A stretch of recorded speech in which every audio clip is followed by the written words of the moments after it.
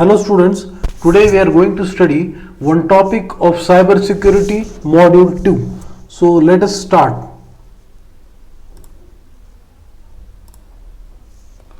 Computer system, monitoring use of computer system. Access control. Access control we have seen in the previous module also. Access control is a process to determine who does what to what based on policy. Like I am the system admin in the BCS lab. So students come to me when they have problem with login. They come to me, or when they don't have permission to access the file. They come to me, or their login password has been forgotten. Then they come to me. So I have the rights to change the password of any student in the lab. I have the rights to delete the login of any student in the lab. I have rights to give permission to the student to folder directory file.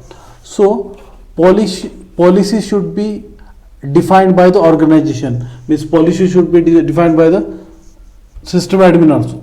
It is controlling access of what get in and out of the system, and who uses what resources, when and in what amount.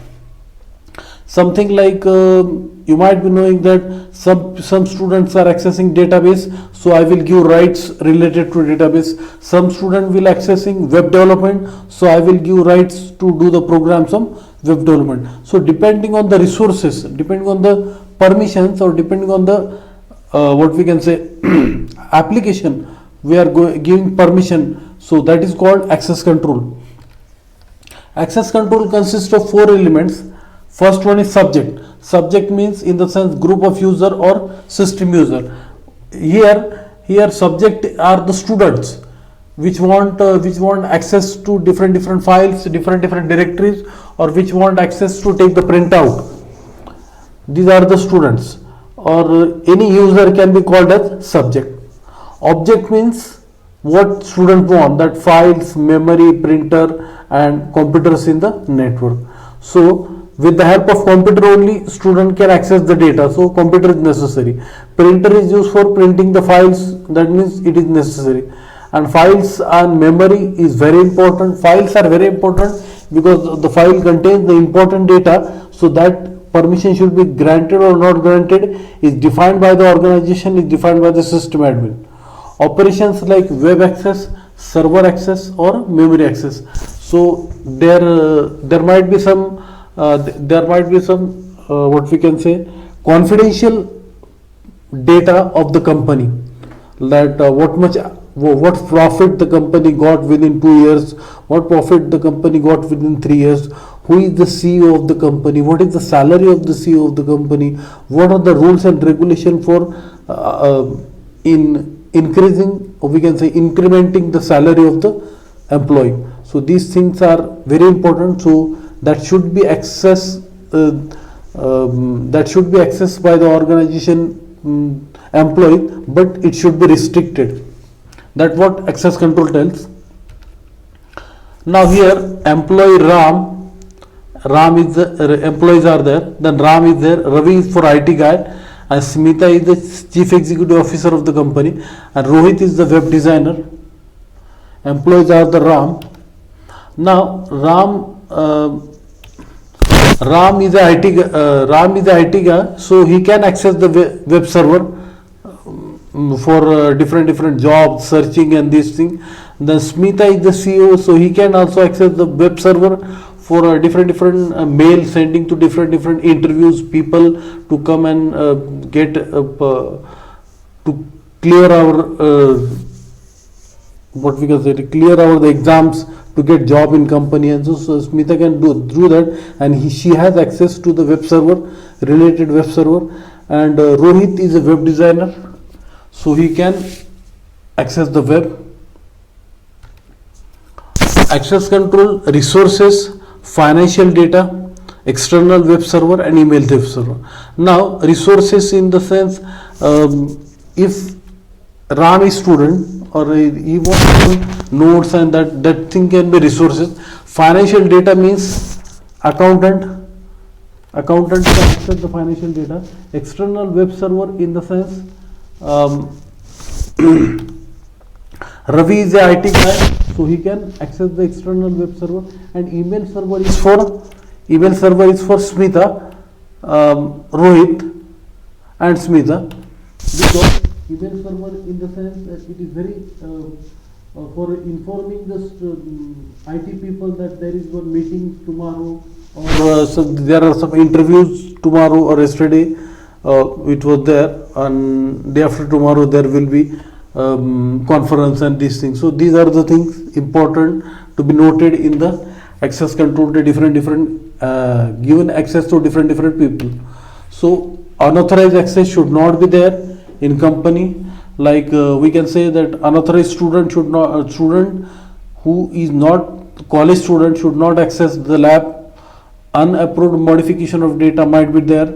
Lack of data confidentiality might happen, means anyone can access your mail. If you know anyone can access the college data, and that will be very harmful, because if you might be knowing that there are some cases in 2 to 3 years previously it was happening, like there was a admission process was given to the Riddhi, and still one student came in office, he has not paid even a single fees, and he was demanding that he has taken the admission. So these things may happen, lack of data confidentiality, this thing may happen. So access control is necessary. Preventive controls, background checkup before approving the tenant, a legal agreement, means student should be checked with their forms and with their class, that they should not be given admission unless and until some rules and regulations are followed. If rules and regulations of the college are not followed, then student should not be given admission. He should complete the complete process of admission legally and carefully. Preventive control should be taken, and that what college should take care of that. Drug test before employment prevent hiring of employees that use illegal drugs, possible threats to business. There are some guys who had a fake mark sheet to get job in good companies, and they find that if I crack the aptitude test, reasoning test, and technical test, then I will get the job. Then why should I show to a company that I am in 15%? I will show that I am in 70%, 60%. So these things may happen. So these things should be find out by the employees, by the company organizations, employees. Drug test before employee prevent hiring of employees that are illegal drug, possible threat to business. Detective control, send alert during or after an attack. Now here, building alarm trigger during a break-in. Something like you might be knowing that in movies also it is shown that some hero is there, and the people try to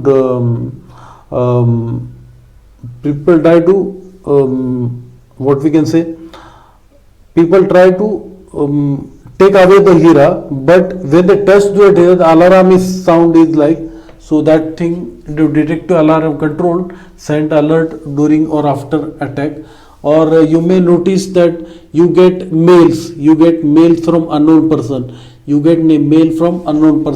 so it should be told that it is not a legal mail, it is a unnecessary mail which will disturb your network and also laptop. Like another example I will give, I am having a mobile phone, and if the junk call are coming, so I can recognize that it is written while when phone is calling, it is then that it is a junk call, so I will not receive that call. So that is told by my smartphone only. So this thing should be there. Detective control sent alert during or after the attack. Network intrusion detection system alert network administrator of the attack. Okay, just like you may have studied the simple network management protocol, there is a technique called, if there are 40 to 50 PC are there in a room, and if any PC is having problem, due to simple mail transfer protocol we can detect on which system there is a problem. So that protocol should be implemented, so to detect the alert after the attack.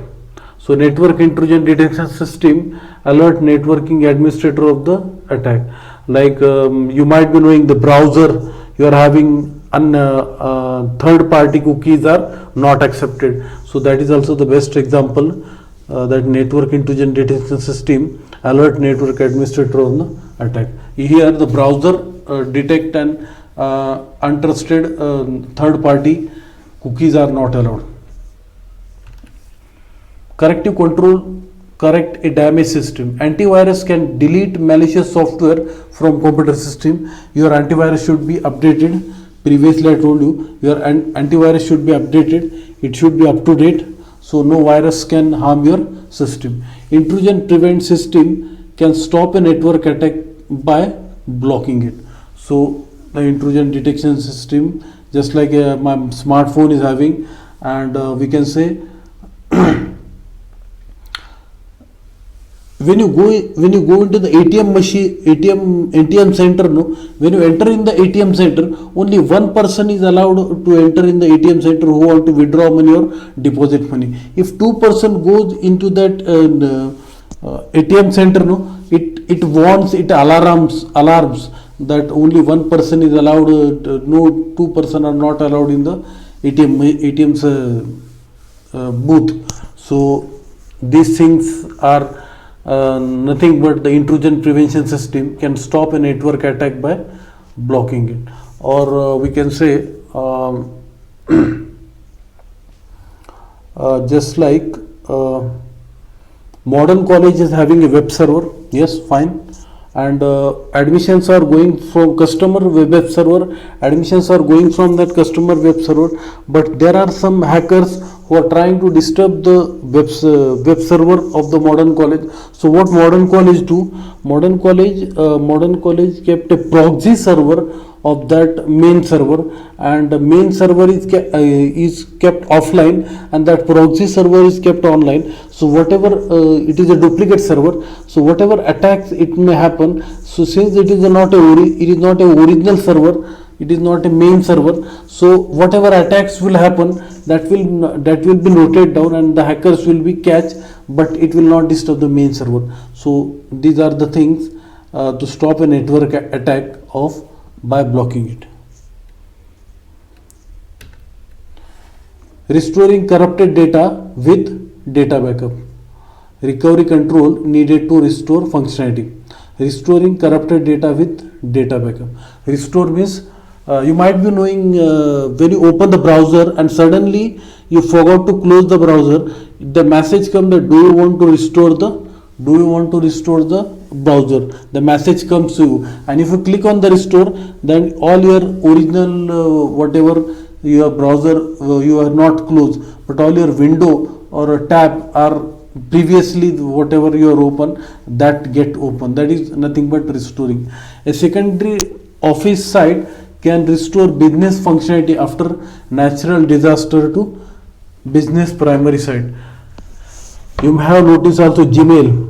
If your PC is not working, if your laptop is not working, but still your Gmail is working, because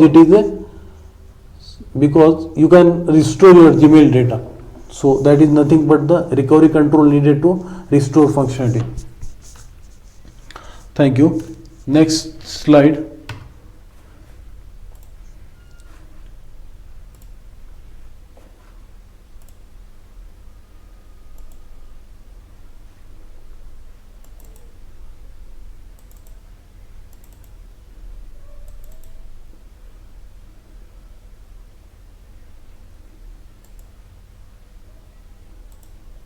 Now next part is user system and network access. All users have unique ID and password to access the system. In company or in organization, every user has his own unique ID and password to access the system. Rules regarding the password. Password rules. Password must not be dictionary word like common verb, adverb. They can be easily hacked.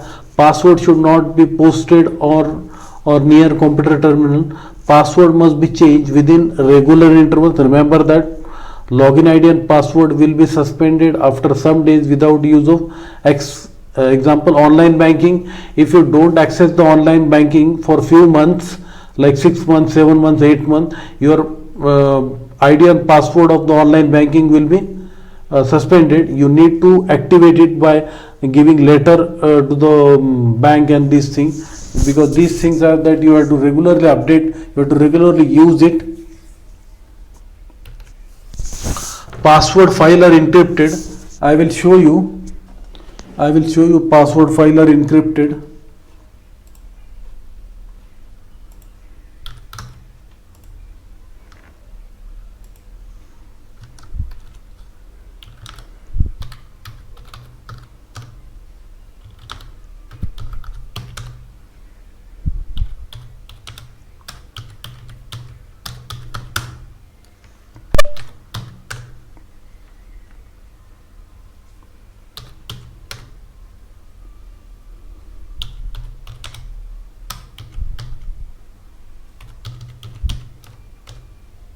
Yes, you can see here password file are encrypted. Here is root password and these files are encrypted.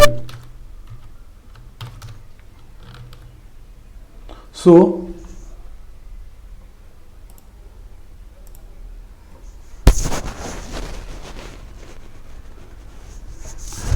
in OS, due to protect from unauthorized users are not allowed to access the servers.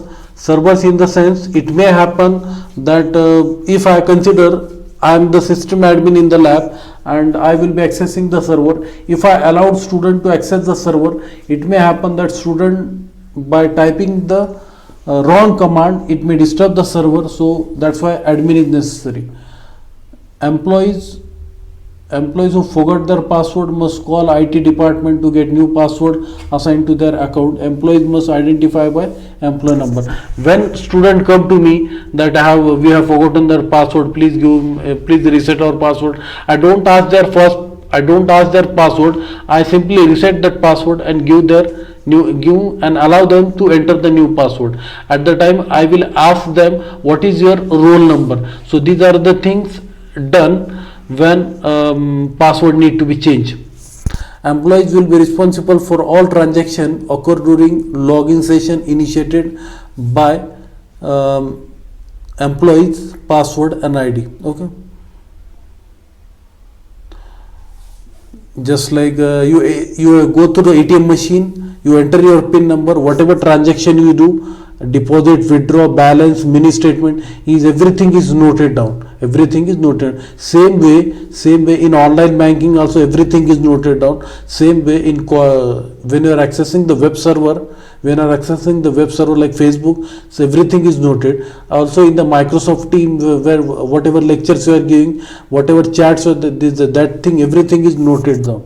So employees will be responsible for all transactions occurring during login session initiated and password ID. System admin access. All system administrator password will be deleted immediately after if any employee who has access to such password is terminated, fired, or otherwise leaves the employment to the company. Okay, so care should be taken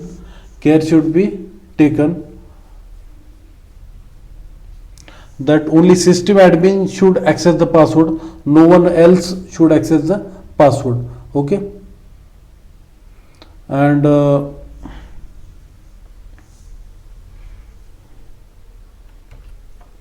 system admin special access connecting to the third party network. Just I told you, connecting devices to the network like printer you usually add in the lab. Remote access in the sense in ATM machine you have remote access because you give PIN number and whatever bank you are having your account, that you get connected to that bank and you withdraw money or deposit money. That is nothing but remote access, means you are accessing the remote bank server with the help of ATM machine.